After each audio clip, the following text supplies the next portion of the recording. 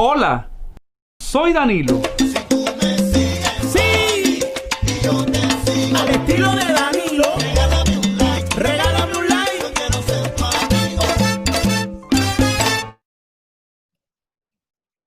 Hola mis amigos, yo soy Danilo Quintana, este es al estilo de Danilo y tengo como invitado hoy al contratenor cubano Ubail Zamora Muñoz.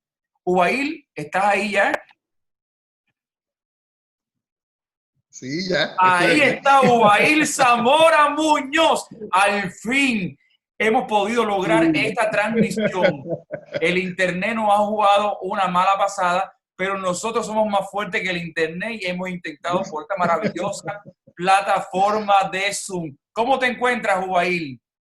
Pues muy bien, ya ansioso porque, oye, vaya, el otro día ya nos pusimos un poco nerviosos, pero salió, o sea, pudimos hablar nosotros, pero ahora va a salir mucho mejor. Mucho mejor. ¿Dónde nació Ubail? Bueno, te iba a decir en mi casa, pero es mentira, nací en maternidad de línea, un 28 de octubre de 1972. 72. ¿Eres hijo único o tienes algún hermano o hermana? Bueno, sí, soy hijo único. Mi hermano mayor murió antes o sea, no lo conocí. Así que sí, soy hijo único realmente. Bueno, ¿cómo descubres tu pasión por la música, en especial por el canto? Ah, bueno, creo que habíamos tenido una conversación previa tú y yo, y tú sabes que te dije que en la familia no hay realmente mucha vocación musical. Creo que mi abuelo cantaba algo, pero más nada. Y entonces, nada, me gustaba mucho la música, pero la ópera sobre todo me llamó mucho la atención. Recuerdo un día que estaba oyendo algo que después supe que era la Traviata y cantaba nada más y nada menos que por Alina Sánchez. O sea, ni siquiera yo no puedo decir que estaba viendo a Tebaldi ni a Cala, estaba viendo a Alina Sánchez y me gustó muchísimo en el área de Violeta de primer acto. Y eso me llamó tanto la atención y a partir de ahí comencé a buscar música de ese tipo porque me llamaba la atención y escuché no solo Traviata, empecé a investigar y a buscar. Todo el que me conoce sabe que soy una gente que cuando le gusta algo, hasta que no está satisfecho con lo que está buscando, no paro. Y entonces, pues nada, un día recuerdo que estaba en el Gran Teatro de La Habana viendo Tosca, un día que estaba cayendo tremendo aguacero, había poco público, sin embargo recuerdo que fue una función de lo más linda, y ahí estaba un amigo mío que se llama Ramón Fernández Pausa, que ha sido el que logró que yo me introdujera en este mundo del canto, que quisiera cantar, porque nunca en mi vida, ya te digo, como en la familia no había nadie que le interesara, eh, fue el que logró que yo entrara en este mundo del canto.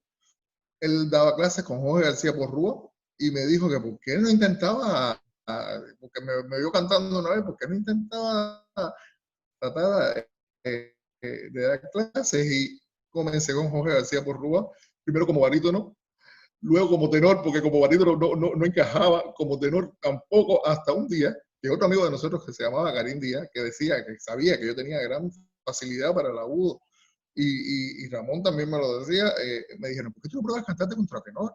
Yo había escuchado a Johan Kowalski, fue el primer contratenor que oí en CMBF, y dije, no, qué feo está eso, o sea, qué raro, un hombre cantando así como una mujer, y Kowalski sobre todo tiene una voz muy andrógina.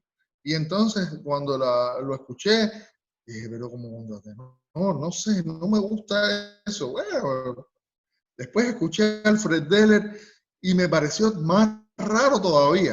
Y dije, bueno, no sé, vamos a intentarlo. Y lo que estaba yo cantando, que era Amarillo como tenor, lo canté una octava más arriba y el público, que eran los mismos alumnos, empezó a aplaudir, ¡ah! Como diciendo, por primera vez te estamos oyendo cantar. A partir de ahí comencé ya a cantar entonces como contratenor y nada, se abrieron las puertas que yo creía que nunca iba a pasar y sí, se abrieron para que yo comenzara una carrera que me ha dado muchísimas alegrías.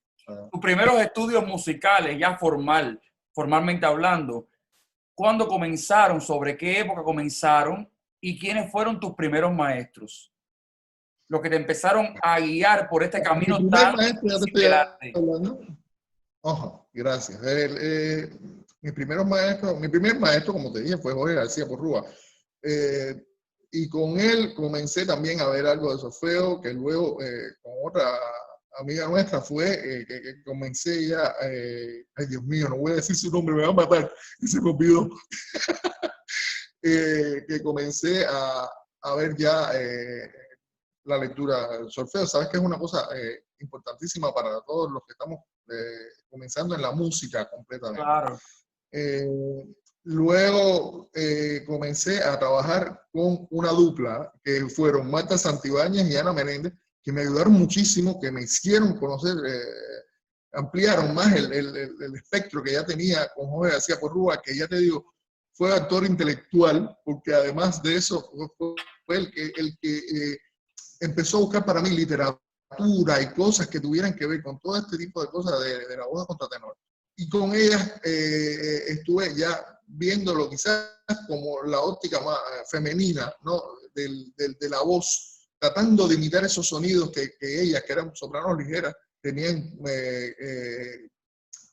hacían para que yo tratara de reproducir. Claro, la vida después me ha enseñado que la voz de un contratenor no es precisamente una voz de mujer, no es una voz femenina, tiene características. Espérate, pero déjame terminar, espérate. Tiene características que a veces la gente las confunde y cree que uno está cantando como una mujer y eso no tiene nada que ver. O sea, aunque se parezca, el sonido no tiene nada que ver. Luego, ay, Luisa, es como se llamaba mi amiga con la que comencé a solfeo, y si no digo su nombre me mata. Luego, ya cuando comienzo a ver, Marta Santibáñez trabajaba en Elisa, pero ella tiene una gira y luego se queda trabajando allá en México haciendo El Fantasma de la Ópera, y luego, bueno, se le abrieron las puertas en México, comenzó a hacer otras cosas y otros títulos y bueno, ya se quedó allá viviendo. Y entonces comencé a trabajar con la maestra María Eugenia Barrios, ya para comenzar al entrar al Instituto Superior de Arte, que bueno, y eso es otra historia mucho más larga. Ahora, tú bien has mencionado que la voz del contratenor no es una voz de mujer. Ahora, ¿qué característica tímbrica tiene la voz del contratenor? Esto es para todas las personas que van a escuchar este video, esta entrevista. ¿Qué característica, hablando técnicamente, tiene la voz del contratenor? Que no es una voz femenina y tampoco es una voz masculina. ¿No es así? ¿Qué característica tiene tímbrica? No es así. Está mal dicho de tu parte. La voz de contratenor es la voz masculina más aguda. Ya. O sea, no podemos decir que no es masculina porque la está cantando un hombre. Claro. ¿Qué pasa? Que en vez que estás utilizando una técnica que llamamos falsete, que no es una mala palabra, ni mucho menos, porque mucha gente, o sea, inclusive a muchos contratenores se le llama falsetistas, y ya hay mucha gente que piensa que por hablar del falsete se está hablando de algo que está incorrecto. No es así. El falsete es una parte de la técnica de la voz. Y hay que decirlo de esa forma, falsete, no es no hay otra forma de llamarle. Claro, este tipo de falsete es un falsete reforzado que se utiliza con un apoyo diafragmático con más timbre. ¿Para qué? Para que se pueda escuchar en una sala grande, en una sala de ópera, en un teatro, porque, por ejemplo, el falsete con el que conocemos todos es el con el que uno, por ejemplo, como hombre, trata de imitar a una mujer, hablando así, como si estuvieras hablando como Mickey Mouse. O cuando los tenores, un ejemplo, cuando los tenores están en un pasaje muy agudo, tienden a pasar de la voz alta a la voz de la forma más fácil. Claro, te la estaba tratando de decir de la forma más fácil. O sea, es como la gente le dice, la voz finita. Un hombre que canta con voz finita, normalmente es que está cantando con voz de falsete. Claro, ese falsete se desarrolla y entonces es la diferencia entre un falsetista. Cuando estamos oyendo un mariachi que canta el malagueña, que está cantando a pecho, y se va entonces a la voz de falsete arriba, pero es una voz sin brillo, una voz suavecita, que no es lo mismo de cantar entonces como un contratenor que ya tiene entonces otra forma de emitir el sonido. Más dominio del falsete. Sí, bueno, es que vas a estar cantando todo el tiempo con ese tipo de técnica. ¿En qué año comienzas a estudiar en ELISA? 2003. Sí, 2003. En sí, el 2002. En 2002-2003. Ahí fue en ese curso y me gradué en el 2007 con título de oro para mi alegría y la de todo el mundo que apostó por esta voz cuando comencé a estudiar. Te iba a preguntar, cuando entraste en ELISA en el 2002, ¿cómo sentías la mirada de las personas? ¿Cómo sentías que las personas te acogieron? ¿Bien o con duda? De apostar por una voz así como la tuya.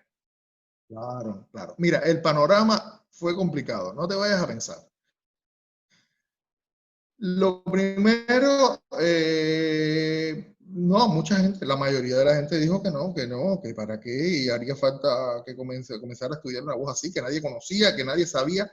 María Eugenia Barrios fue en ese sentido muy sincera cuando me dijo que ella no conocía lo que era una voz de contratenor. O sea, si yo me podía trabajar con ella, era como una cosa, lo que ella pudiera lograr por la facilidad que ella tenía, porque además el mismo foniatra le había dicho que tenía unas cuerdas pequeñitas y que podía perfectamente por eso cantar en esa tesitura porque se me daba de forma natural. Y entonces ella por eso aceptó trabajar conmigo también. Y entonces recuerdo cuando hice la prueba, yo fui el que tuve la mayor puntuación. Recuerdo que estábamos Ramón Centeno, un tenor que admiro muchísimo. Y yo éramos los que estábamos en el primer número del escalafón. Sin embargo, cuando fui a buscar las notas, yo no estaba. No, aparecía como que yo no había probado. Y eso era por la contradicción que tenían los mismos maestros que no sabían que iban a hacer conmigo. Recuerdo que Raúl Iglesias, a quien le debo muchísimo, el maestro Raúl Iglesias, con el que hizo muchísimo repertorio, y la maestra Puro Ortiz, se pusieron en contra de los profesores y dijeron que ellos se iban a ir del instituto si yo no entraba. O sea, fue una cosa casi de fuerza.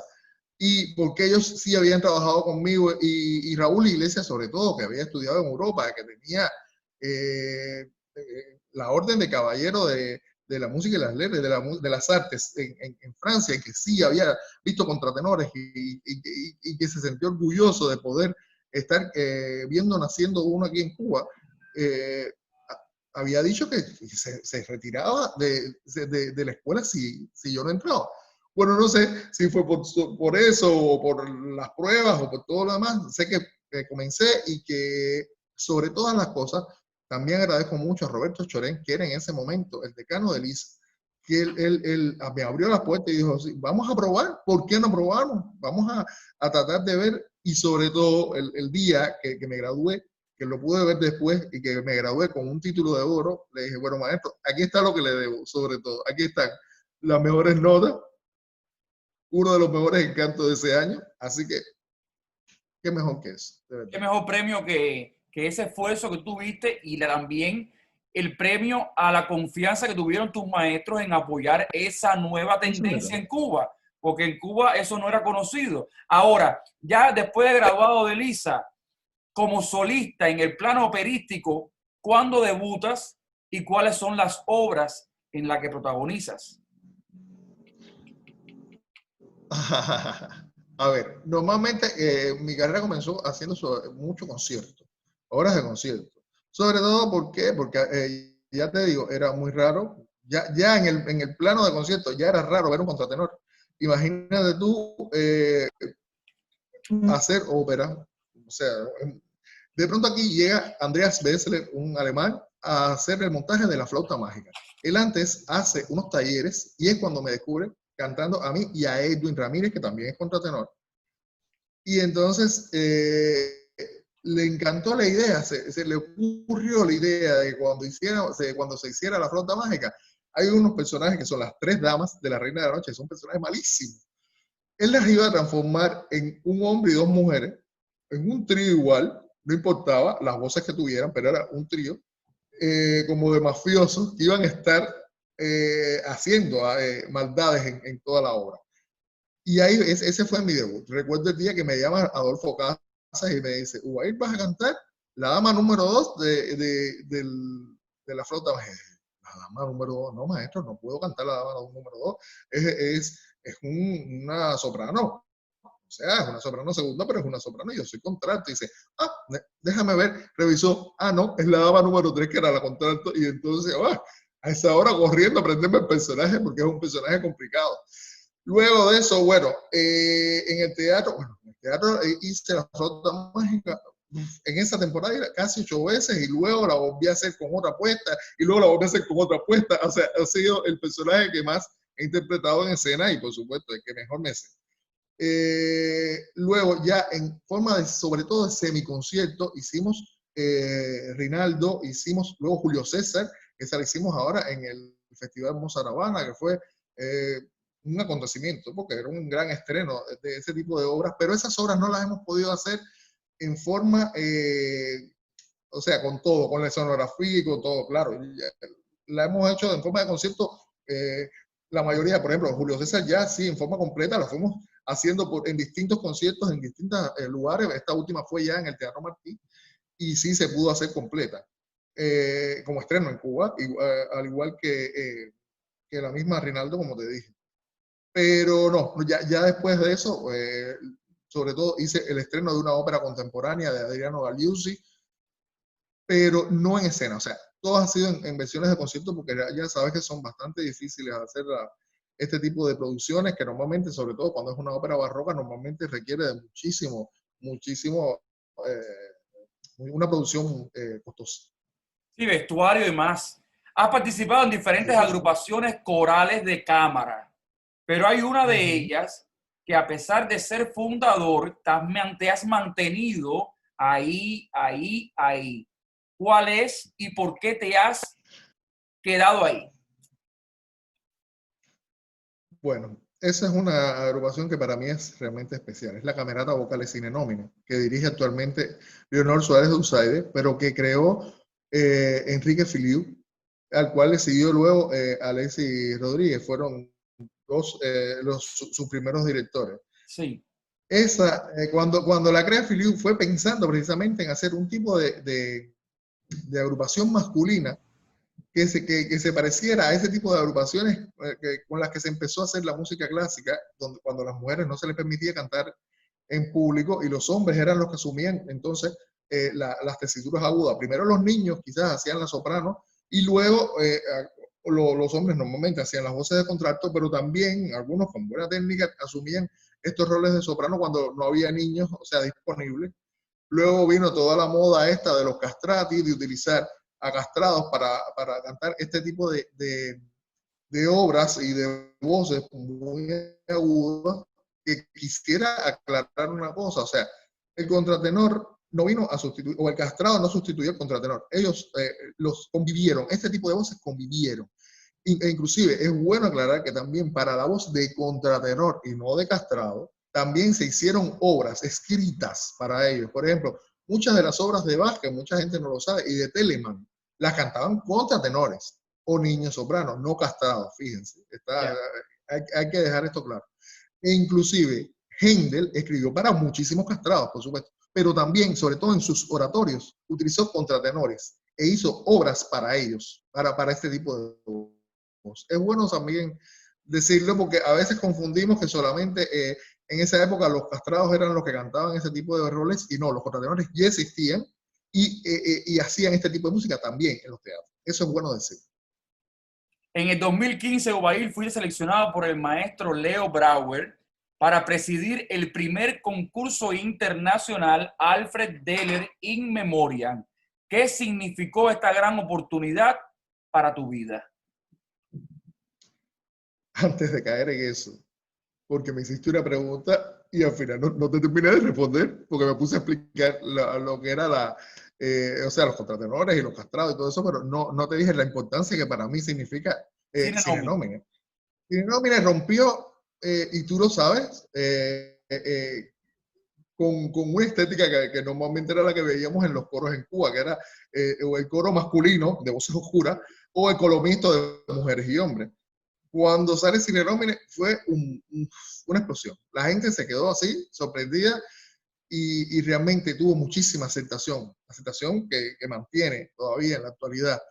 Comenzamos haciendo sobre todo muchísima música antigua, pero después, sobre todo con Leonor, fuimos ampliando el espectro y hemos hecho mucha música cubana, espiritual, hemos recorrido muchísimos países del mundo, estoy muy orgulloso, o sea, no sé, hicimos hacer algo como, no sé, ser los primeros cubanos que cantamos en el Tabernáculo Mormón, allá en Estados Unidos, y nada, ha sido ampliado inclusive mi visión, mi forma de ver la música coral, que al principio no era muy devoto de ella, y después, o sea, y me he hecho fanático de ella con el paso de los años. Otra cosa que me ha ayudado muchísimo Cine Nómine es que yo soy el profesor de canto de todos los cantantes de Cine Nómine. Me ayuda muchísimo, o sea, con la estética que tiene la agrupación, porque todo el mundo va manejando el mismo tipo de técnica, y yo creo que por eso es que también hemos logrado un sonido más empatado. Sí, que se diferencia, porque como al ir todo el mundo cantando de la misma forma, se diferencia de otras agrupaciones, porque a veces somos muy pocos, 8, 7, según, bueno, las obras que estemos cantando, y todo el mundo dice que piensa que cuando nos escucha que somos 20 o 25 cantantes por la forma en que se proyecta el sonido. Porque por lo general... Entonces, bueno, caemos. Ajá. Por lo general, los directores de coros son excelentes músicos, pero no son especialistas en la mayoría de los casos en lo que es técnica vocal. Entonces, cada cantante de coro es un individuo que da clases con un profesor diferente. Entonces, tiene una técnica diferente que el director, cuando es un buen director, trata de reforzarla con el empaste entre todas las voces. Pero ya como tú bien dices, tú tienes una técnica basada en emparejar todos esos sonidos de una misma agrupación. Mira, lo que pasa, eso fue un trabajo que, gracias a Dios, a Leonor le gustó cuando me vio trabajar con el coro, ese tipo de cosas, porque si Leonor hubiera entrado en contradicción conmigo, no se hubiera podido hacer ese tipo de trabajo. Claro. Pero tú sabes que la mayoría de los directores, o sea, quieren tratar de empastar. Y como todo el mundo está utilizando una técnica distinta, la forma a veces es ir quitando sonido y quitando sonido y quitando sonido. Y por eso hay una falsa opinión de que el coro puede echar a perder la voz, o de que el coro se canta sin voz. Y creo que Cine Nómine es el ejemplo de que eso no es así. Es el ejemplo vivo así, de que se puede cantar con toda la voz, y entonces hacer unas buenas dinámicas y hacer un buen trabajo vocal que puede sorprender a todo el mundo, y que quizás, como cuesta más trabajo, muchas agrupaciones no les gusta hacer, porque es más fácil hacer, quitar sonido, y para que todo más o menos quede parejo, y bueno, no sé, son estéticas, no las critico. Cada director tiene su estética, por eso cada agrupación tiene su sonido, y bueno, ese es el nuestro. Y esa es la diferencia de cada agrupación, eso es la peculiaridad de cada agrupación. Ay, yo estaba escuchando hace tiempo, creo que fue por Digna Guerra, que estaba explicando en una entrevista, creo que fue, no seguro, que fue Digna Guerra, que decía que el sonido del coro está en el oído del director. Eso es verdad, yo lo creo. O sea, la estética, ya te digo, como ni Leonor ni yo, no entremos en contradicción, Leonor y yo, el sonido que ella quiere es el mismo que le estaba yo ofreciendo con los muchachos, ¿entiendes? Así. Pero Digna tiene mucha razón en lo que dice. El director está oyendo lo que él quiere en el coro. Si lo que quiere en el coro es que haya un susurro, eso es lo que él va a buscar. Si lo que quiere es que los tutis sean grandes y majestuosos, bueno, él va a tratar de que lo busque. No entiendo, o sea, él no le va a interesar de qué forma, pero él lo va a lograr de la forma que él quiere. O sea, él va a querer escuchar lo que quiere, haciendo con el coro lo que quiere también. Ubair, volviendo a la pregunta, perdón, interrumpa, volviendo a la pregunta de Leo Brauer, en el 2015 fuiste nombrado para presidir el concurso Alfred Deller In Memoriam en Cuba. ¿Cómo fue? ¿Qué marcó eso en tu vida? ¿Te impactó? Tú dijiste, ¿y ahora cómo yo asumo esta responsabilidad? ¿Cómo fue? Fue así mismo. Eso mismo que estás diciendo fue cuando Leo Aragüez me llama para decir que iba a ser el presidente del jurado del primer concurso internacional de contratenores del mundo. Oye lo que estás diciendo, del mundo. Que además alrededor mío iban a estar contratenores de tremendo prestigio, reconocidísimo. Iba a venir Andrea Scholl, uno de los contratenores que yo idolatro. O sea, yo me dije, pero maestro, pero ¿por qué yo? O sea, yo aceptaría estar en el jurado, ¿no? Pero porque yo de presidente, dice, bueno, y en Cuba, ¿quién es el que ha hecho? ¿Quién es el que ha formado? ¿Quién es el que merece? Porque es el que ha divulgado este tipo de voz, sino tú. Yo me quedé, no tenía forma de responderle porque, bueno, es real, pero para mí ha sido un honor increíble, increíble, de verdad. Llegó en un momento en el cual la voz de contratenor, sobre todo en Elisa, no estaba siendo bien mirada. Después que yo me gradué, que entró Ernesto Chamorro, que después se fue a vivir a Miami y ya más no entró otro contratenor.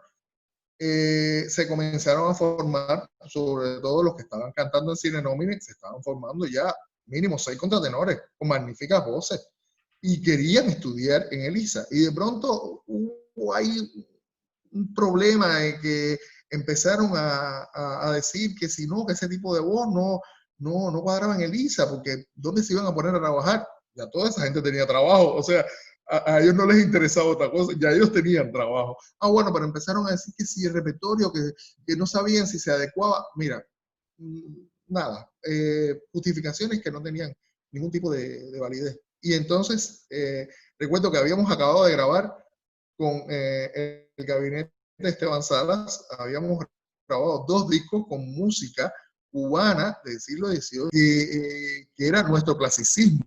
O sea, la música que le seguía a Esteban Sala. Uno de los contemporáneos de Esteban Sala y luego el que lo siguió, que fueron Cayetano Pagueras y Juan París. Imagínate tú, estábamos haciendo la música antigua de Cuba y para hacer la música antigua de Cuba tenían que ser contratenores los que cantaran ese tipo de música. Ya eso te estaba diciendo que ese tipo de voz ya era importante en la historia de la música cubana. ¿Cómo no iba a poder un contratenor comenzar a estudiar en el Instituto Superior de Arte? Claro. Bueno, haciendo el concierto que se graba para hacer el disco, Leo Brauer nos ve y nos dice, bueno muchachos, ¿y ustedes de dónde salieron? O sea, me encanta este trabajo, que haya contratenores en Cuba. ¿Dónde están estudiando? Y yo le digo, bueno, que yo me había graduado en el INSER, pero le hago lo que pasó y dice, no, pero esto no puede ser así.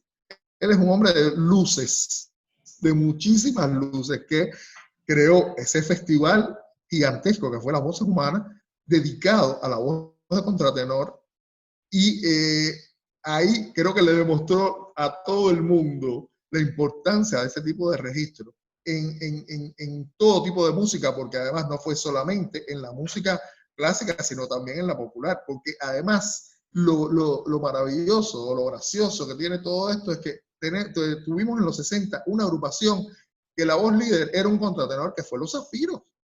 Y todo el mundo dice, sí, Ignacio Jarte, sí, esa voz, la voz finitica, esa voz era un contratenor. Claro. O sea, es importante saber que en la música popular Michael Jackson es un contratenor y que muchísimas de esas voces, los Bee Gees eran un trío de contratenores. O sea, estamos hablando, es un tipo de voz que se adecua tanto a la música clásica como popular. Eso es importante que se sepa. O sea, que no es una voz que está solamente inmersa en la música clásica, sino que está inmersa en la música completamente. Claro. Ubail, una de las cosas que te caracteriza, aparte de la voz preciosa que tienes, y todo el mundo lo sabe, todos los que te conocemos lo sabemos, que te ha costado trabajo, porque todas las cosas buenas en la vida cuestan trabajo. Posees un doctorado en Patrimonio Musical Hispano y maestría en Gestión de Patrimonio Histórico. ¿Estoy en lo cierto? Te explico. No, es un diplomado predoctoral. Todavía no soy doctor. Predoctoral en Patrimonio Musical. Y una maestría. ¿Y una maestría? Sí. ¿Y cómo lograste esto? ¿Por qué? ¿Por qué Bueno, seguir? eso ¿Por qué fue seguir? precisamente, bueno, tú sabes que yo no paro, a mí me gusta la investigación. Además de la pedagogía, porque ahora soy profesor del Instituto Superior de Arte, me gusta muchísimo la investigación. Tú sabes que yo siempre estaba detrás de las grabaciones de ópera y todo el que me conoce sabe que siempre he estado investigando lo que me gusta. Y entonces se dio la oportunidad por el gabinete de Esteban Salas y la Universidad de San Jerónimo, de la Oficina del Historiador, por supuesto, en comunión con la Universidad de La Habana y también con la Universidad de Valladolid, se hizo primero esta maestría, donde hice un trabajo sobre un breve estudio sobre la discografía de la zarzuela cubana. Luego, ese breve estudio lo continué para una maestría y entonces sí, ya hice un estudio sobre la discografía de la zarzuela cubana que me ha traído muchísimas alegrías porque luego he continuado haciendo este tipo de investigación. La he llevado a la escena con muchísimas voces y creo que va a ser también parte de mi doctorado ahora cuando lo haga. Es un campo que comencé a explorar y que me ha encantado, porque la música lírica cubana y sobre todo la zarzuela nos puede traer, no sé, tantas alegrías. Los títulos que fueron tan populares, sobre todo en los años 20 y 30, en el Teatro Martí y en los teatros de La Habana, desaparecieron después, quedando solamente, no sé, un par de títulos, 2, 3 títulos, Cecilia Batea, Amalia Batista, María Lao, El Cafetal, pero además de eso existieron una cantidad de títulos que dieron gloria a este país y que fueron populares, que inclusive se pusieron fuera de Cuba y que ahora no se conocen. No sé, la misma Virgen Morena, que ha sido la zarzuela cubana que más se ha visto fuera de Cuba, sobre todo en España, no se conoce en Cuba, que es de Grenet, no se conoce. Entonces, ese tipo de investigación es para tratar de traer esta música de nuevo a los escenarios y que la gente la vuelva a ver. En YouTube está un canal que se llama Antología de la Zarzuela Cubana, que hemos hecho entre yo y el investigador con el que he trabajado directamente, que es el fagotista Osmani Hernández. Ahí tenemos varias de los títulos que hemos recuperado, amén de los ya conocidos, con muchos de los cantantes jóvenes de la actualidad, y les invito a que lo vean, a que vean este trabajo de investigación que creo que es loable y que es importante de verdad que se conozca. Ubail, eres profesor de ELISA. ¿Qué asignatura estás impartiendo en ELISA? Bueno, además de canto, imparto historia del arte vocal. Historia del arte vocal. Ahora, dentro de la actualidad mundial, ¿qué proyecto te ves desarrollando en un futuro cercano? ¿Y qué países piensas visitar con proyectos profesionales? Bueno, he tenido, a ver, en junio, que ya pasó, iba a ir con una de las óperas que he dirigido, con la Guadalajara, pero nuestro amiguito el COVID nos ha dejado en banda. Es un festival que se va a posponer, o sea, que está puesto, ¿no? No quiere decir que no vaya a hacerlo. Me han invitado también a trabajar para una ópera que se va a hacer en Juárez, en Ciudad Juárez, también en México, La Agripina de Händel. Es un proyecto todavía, no sé si cante allí, si esté trabajando la parte vocal, eso es, ya te digo, ahora todo es no sé, no es tangible todavía las cosas. Con Cine Nómine íbamos a ir a uno de los festivales más importantes de Latinoamérica, que era el Festival de Música Sacra, y también nos quedamos a la espera, o sea, no sé qué es lo que viene actualmente. Sí voy a seguir haciendo o continuando todo este trabajo de la zarzuela, de antología de la zarzuela cubana, que todavía me quedan títulos que no hemos terminado, lo estamos todavía pasando al pentagrama. Muchas de estas cosas las estamos sacando de